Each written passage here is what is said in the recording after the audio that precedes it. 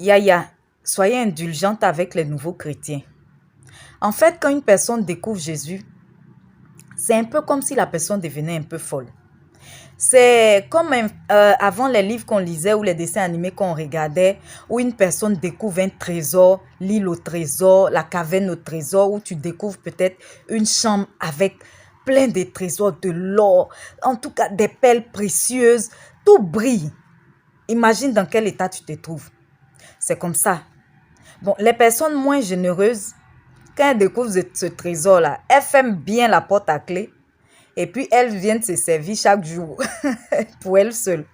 Mais les personnes qui sont très généreuses là, quand elles découvrent ce trésor-là, elles ouvrent la porte et puis elles permettent à tout le monde de venir profiter. C'est comme ça, les personnes qui sont généreuses, quand elles découvrent Jésus, elles viennent, elles veulent en parler à tout le monde, elles veulent partager leur expérience à tout le monde pour que tout le monde en profite.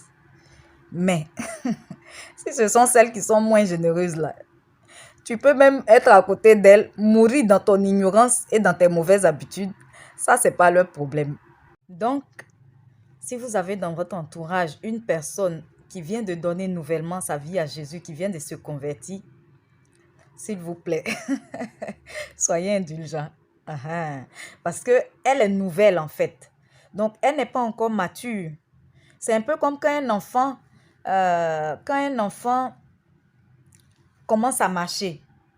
Il va marcher un peu, il va tomber, il va marcher un peu, il va tomber. Donc, c'est comme ça la personne aussi peut faire des erreurs.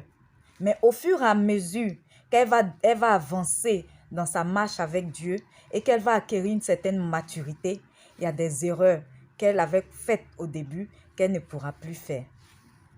Ce n'est en réalité pas la folie, mais en fait, c'est un excès de zèle, un excès de foi, un excès d'amour pour Christ.